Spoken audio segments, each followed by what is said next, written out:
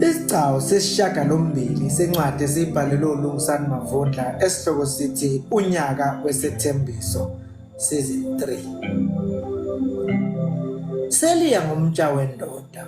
Sewubona ngohele lwamankankana andiza enza uhla lapha emkhathini edlule libhekise enyakatho ukuthi aseyolala.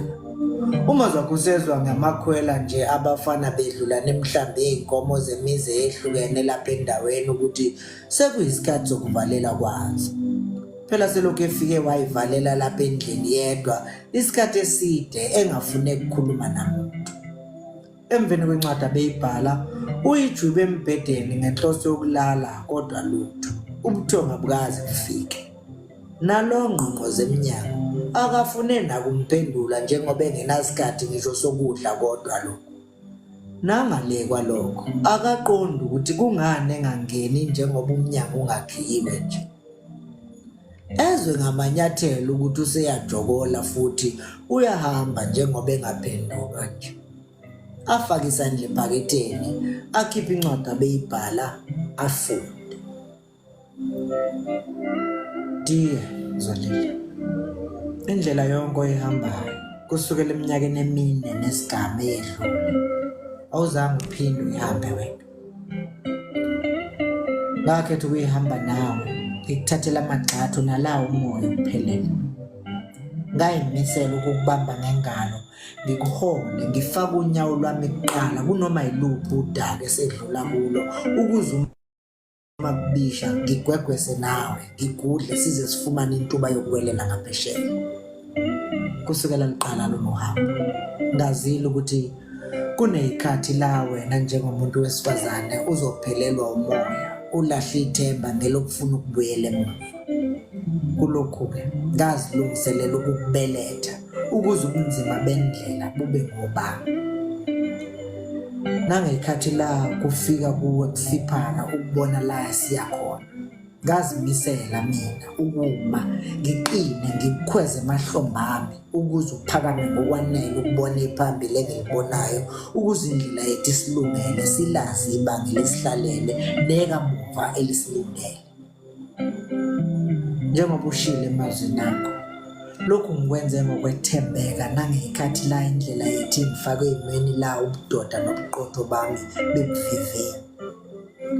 Kodwa wonke ameva nezibopho ezikeza bekwe endleleni yethu ngabe ngiqamba amanga uma ngithi kukhona okwedlula lokho kwamanje. Zolile, akudlwengulwanga wena kuphela kulesi simo, kudlwengulwe nami namaphupha ami. Ikusasa lethu libekwe esimeni sengane ekhishwe esizalweni esikanina kungakafiki nesikhathi sokuba iphile. Sibhonge emhlwaphweni kuhle kwenkomazi ephunzi inkonyane bese lingazalwa noma yini. Nginawe kulolu suku odukuza kulo ungazi nokuthi ulindeleni. Ngiyayiqonda imizwa yokuphatheka kabi, ukucasuka nokudideka onayo. Phela Zolile, ungakhohlwa ukuthi isithombe sekusasa besicace ibha kithi sobabili. Bekuyisithombe besinathi sobabili. Uma sifiphala sifiphala kithi, sifiphala nathi sobabili. Uvalo lwakho zo olwami. Ngivumelana nawe ukuthi okwenzekile kufanele nembibizane besingayilindele. Kodwa ngiyaphika ukuthi kusephuce konke. Okokuqala ngifisa wazi ukuthi akekho umuntu oqonda ukulahlekelwa kwakho kwedlula mina. Ngakho ngicela ungisebenzise ukuthulula yonke imizwa yakho ngoba ngisiqonda kahle isimo odlula kusona njengoba nami ngidlwengule nje. Ngicela ungangithathisi komunye umuntu kulesi simo, kodwa ube nesithombe sami nami ngihluthiwe amandla kashiwa kungenanto engayenza. Iba nesithombe sethu sishiywe esigangeni sihambaze sithalaza kungekho singakhalela nesingacasha ngaye ngaphandle komunye komuntu. Ngicela ucashe ngami sithando sami, nami ngicasha ngawe. Zolile, akulona iphutha lakho ukuthi udlwengile, futhi akusikhona ukuthi bewusendaweni engafanele ngesikhathi esingafanele. Kodwa konke lokhu kwenziwe ukwengeza ezivivinyeni zothando lwethu eselokhu zavela kusukela siqala ukwazi nokwenza isethembiso somunye komunye. Ngicela ungabuza ukuthi bengekuphi nokuthi uNkulunkulu ubekuphi kulokhu, ngoba indlela yempilo sizikhethela thina. Okunye ke kube sekulandelwa izikhithi nemhosha, leyo ndlela okufanele ukuthi idlule kuzona. Indlela esiyikhethile kezolile idlula kuzo zonke lezi zimo sesidlule kuzo. uNkulunkulu uyasiphelezela nje endleleni yethu, aphinde asilethele asebeke bayihamba ukuze uma siyithoba kubo sifumane ulwazi oliyenza ibe lula indlela yethu. Basebenziseke abahlengikazi nabeluleke uNkulunkulu akunikeze bona, ngoba bayayazi le ndlela ohamba ngayo, futhi abanye babo bedlulile kulesi sikhiso kuso njengamanje. Thokozela ukuthi endleleni yakho awuwedwa. Wemukela amazwi okuhlakanipha avela kulabo abaziyo ukuthi wena usona isisulu sokudlwengula, kodwa uzolile wasembo owenza isethembiso sokungavumeli umzimba wakho uthintwe noma yimuphi umuntu wesilisa kuze kube ukuthi uwunikela ngokuphelele kokhethekile wakho. Angikhumbuli futhi namanje ngisami njengofakazi wokuthi awukazi unikele ngomzimba wakho nakunoma yimuphi umuntu wesilisa.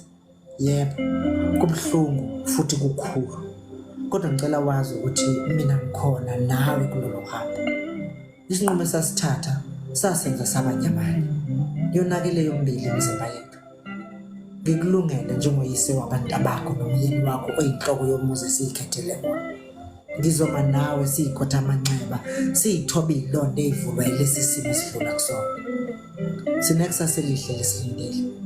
Ngizobe ngikhona nangesikhathi sesiphola, ngisukume nawe siqhubeke futhi la sigcine khona, ngoba ohambeni bethu siye esigodlweni la ngiyoba inkosana ube indlovukazi ngesikhathi uthando lwethu luba inkosi nendlovukazi kuthina sobabili. Ubengakayiqedi le ncwadi umazwi wakhe ngesikhathi kuvuleke. Hayi phela ngiyangena manje mina amazwi, ngeke ngilokhu ngiqolozelene nomndeni wake sengazi ukuthi ngize kuwona, ngifike ngawe phela mina la. Uphele eshintsha ubuso phela, ngicela ungangizwa kabi. Umazwi wakhe egoqisisa kahle incwadi abeyifunda, kodwa ngizocela uhambe ubuyele eThekwini njengoba nenzuko zakho zekhefu seyiphelile nje. Ngiyazi ukuthi awuqondile lokuphi ukuba lapha, kodwa ukuhamba kwakho kuzonginikeza isikhathi esanele sokuphefumula kubhekane nalesi simo sikazwelele. Babes, upheli egoba eguqa phambi kwamazwi akhe. Nami ngenza isinqumo ngathi ubude bendlela yakho buyokwaziwa yimi kuqala. Namanje ngiyimisele amazwi akhe ngokuthatha nawe igxathu negxathu in dealing with this predicament. Uzolile ukudinga strong, and ngokwazi kwami yimi kuphela umuntu okwazi ukubuyisela emandleni akho. Ambuke emehlweni, ambhanyazisela amehlo. Ngivumele nakulokho ngibe ingxenye yokwelulama kwenu nozolile kulesi simo. Kanjani? Ngiyawazi wonke amaphupho enu nozomazo. Njengoba nina niphithena amakhanda nje, mina ngiwabala ngalinye ngalinye. Ngilwa ngakho konke okusemandleni ukuba lawo maphupho angashabalali nakancane. Elinye lawo ileli lokuthi uzolela qede isikole, kodwa kubuka kungaselula siqede kulonyaka nje ngenxa yalesi simo, ikakhulukazi umela. Kodwa uma ethola indawo nomuntu ozokunakekela ngosizo lwe-counseling, uzoshesha ukwelulama, siphinde simhlelele ama-specialist kulezi izifundo zika-matric azenzayo. Abantu abazomfundisa ngohlobo lokuthi uma esezobhala ngokuphela konyaka aphase ngamalengiso.